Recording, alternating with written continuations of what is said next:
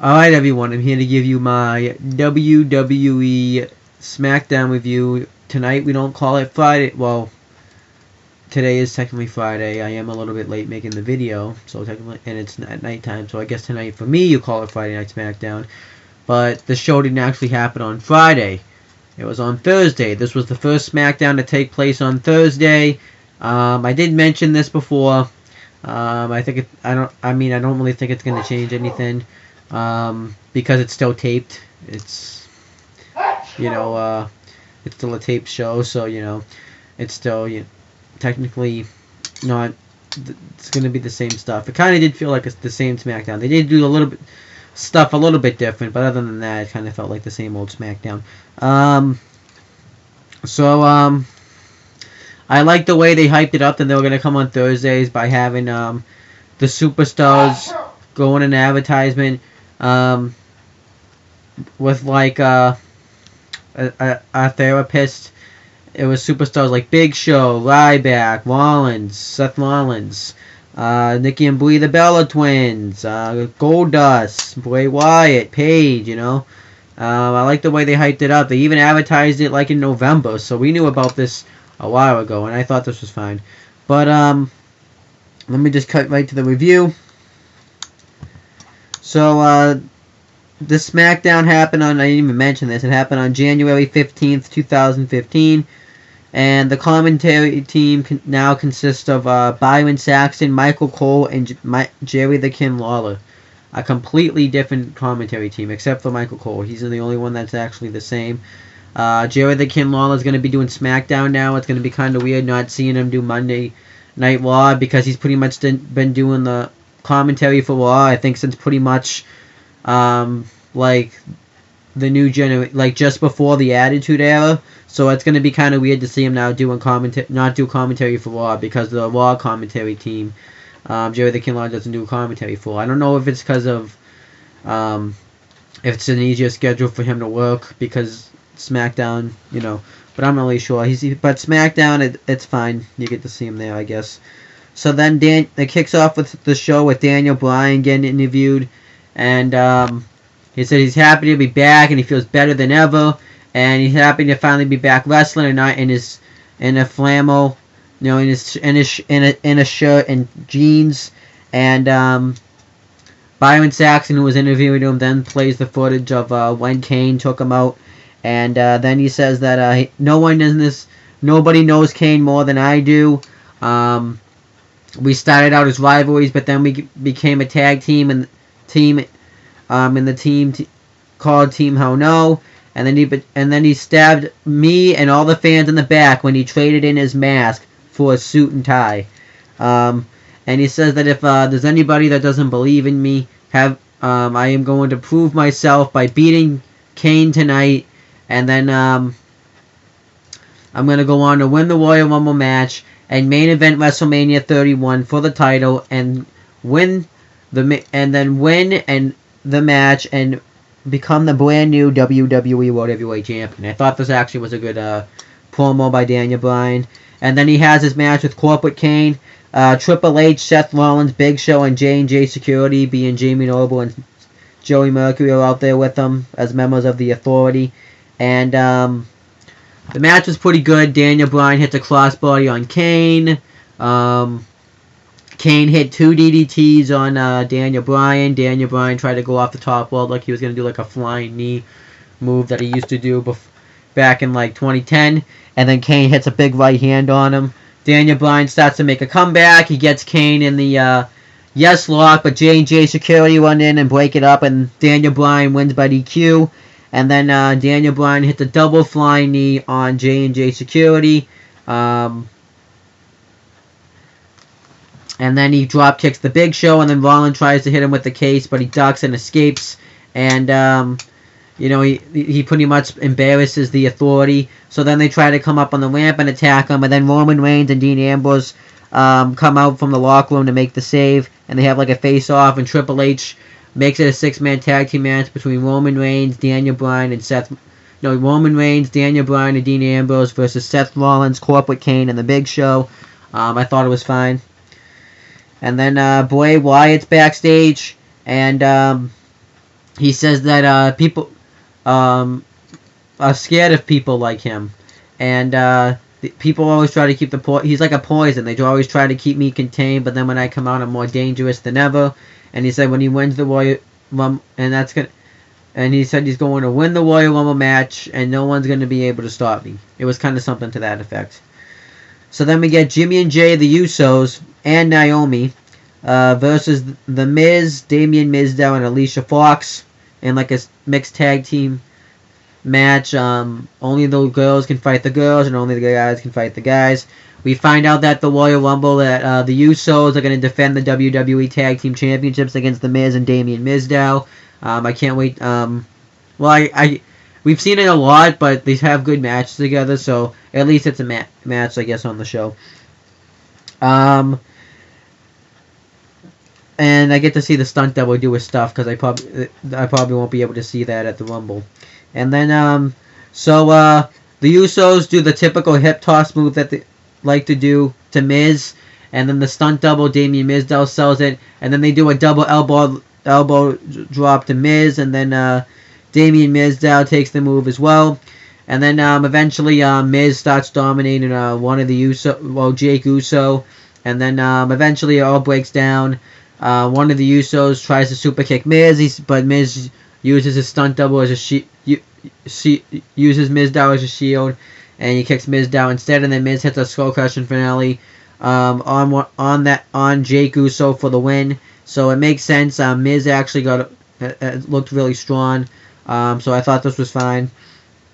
So then Roman Reigns gets interviewed, and he says because everyone that since he's teaming with Ambrose and Bryan tonight, and they're both in the Royal Rumble match, and he said if this was the Royal Rumble match, we would have problems, but we all hate the Authority more than each other. That's pretty much what he says. His promo was way better than the one he cut on Raw, though. And then the next part was awesome. Paul Heyman comes out, and he says he was afraid when because of what Brock Lesnar's capable of. He says that he wants to. He says that he conquered the Undertaker's undefeated streak at WrestleMania, not because he hated the Undertaker, because he wanted to. He knew he could, so he did it. And then he says that he took out John Cena at SummerSlam, dropped him on his head 16 times because he wanted to and he could. And I think he said something like he hates John Cena as well. And then he says that, but now Brock Lesnar is angry. He wants to get his hands on Seth Rollins. So then Seth Rollins and J&J Security come out, and Seth Rollins is sick of everyone thinking that he's hiding behind the Authority, hiding behind J&J Security, and he's scared of Brock Lesnar. He said he's not scared of Brock Lesnar, and to prove it, he was going to cash in the Money in the Bank contract right then and face Brock Lesnar for the WWE World Heavyweight Championship. And it can't happen because Brock Lesnar's not there, because why the hell would he want to work a SmackDown? Because Brock Lesnar doesn't show up on SmackDown. And then Seth Rollins says he's going to curve Stomp Heyman instead. And Paul Heyman's like, whoa, that's typical. Everyone usually goes after me when Brock Lesnar's not there. Is this how you want to become a future, by knowing you're taking out Paul Heyman? And he says he's not doing it for strength, he's doing it for smartness, because he pretty much says that Brock Lesnar is nothing without Heyman. Paul Heyman is Brock Lesnar's smarts. Without Heyman, no one's a threat to him. He's laid out Lesnar twice before, and he's beaten John Cena a number of times. And he says that he doesn't need and he wants him to get Heyman to give him one reason to not do it. He says because the Authority would get kicked out of power, and it's happened to them once before. And then he says that he is gaining more power time throughout the years. You know, it all started after Brock Lesnar conquered the Undertaker streak, and he says that Brock Lesnar is going to do whatever it takes to protect that WWE World Heavyweight Championship, because right now it's like a death group to him, whether he has to defend it or protect it. And he says Paul Heyman decides when Brock Lesnar defends it. And then he walks off, and I thought this was great stuff. This was great stuff between these two. This definitely was the best thing of the show, so I liked it. Alright. So then we get Nikki Bella with Brie Bella versus Natalya with Paige. And the match was just Brie Bella tries to distract her ref when Natalya is about to get Nikki into the sharpshooter. And while the ref's distracted, Paige slaps Nikki. And then Natalya gets on the sharpshooter. Nikki taps out for the win. Natalya wins. I think that's going to lead to some sort of match at Royal Rumble for the Divas Championship. Moving on. Big Show gets interviewed. He says he knocked out 2 of the top stars on Raw, being John Cena and Roman Reigns. And he says that he's going to enter himself in the Royal Rumble match, and no one's going to be able to eliminate him because he's a giant. Giant's dominating this match. No group or person is going to be able to eliminate me. And he says he's going to win the Royal Rumble match. And then Corporate Kane comes up and says, what a coincidence, and says, coincidence, I'm entering the Royal Rumble this year too. So I thought this was good stuff. And then we get Bad News Barrett defending the Intercontinental Championship against Sin Cara. This match actually was good. I liked it. Sin Cara did a lot of flying around in this match. Did a high cross body. Hit an insecurity a lot of times. Barrett hit the Windsor chains on Sin Cara. And then eventually Sin Cara tried to roll up Barrett. And because Barrett was trying to go for the bullhammer. Sin Cara rolled him up, and then he picked him up within a powerbomb.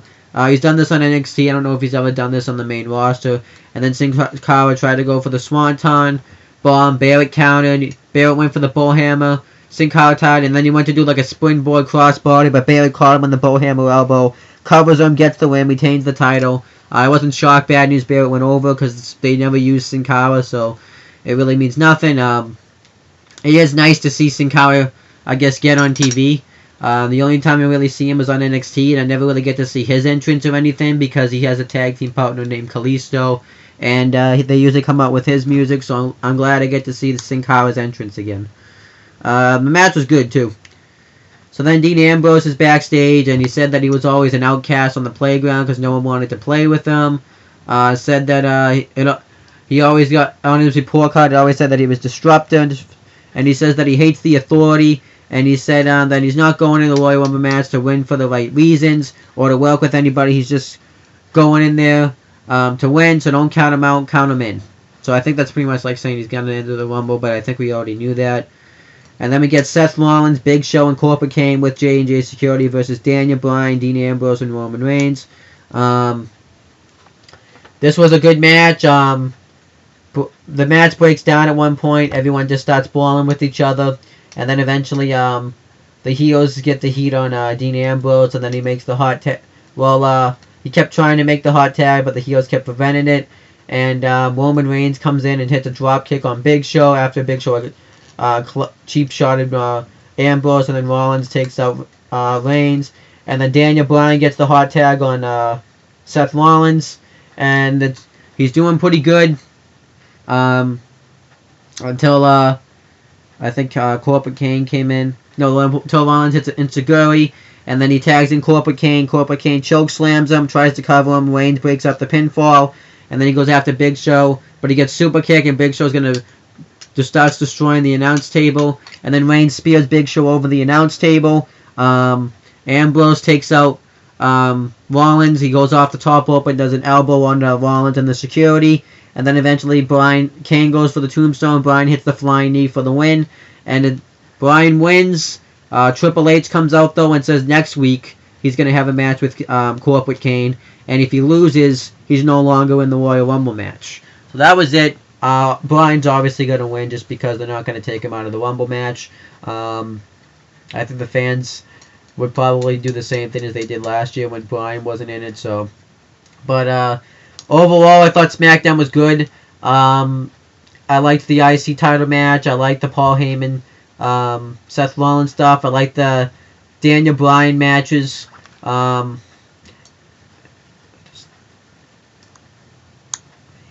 liked Bray Wyatt's promo. The six-man tag team match was okay. And I liked the Dean Ambrose's promo backstage. And Big Show's, I guess, was okay. Roman Reigns.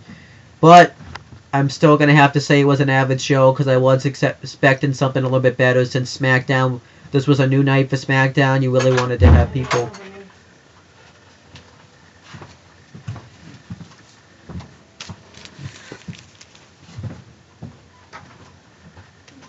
you really wanted to have. Sorry about that. You really wanted to have people tune in, and I think people did tune in, and it doesn't really feel like that they have much of a reason to tune in. I still will tune in just because I just will. Having Daniel Bryan return on the show probably definitely helped the ratings. But that's pretty much it, guys.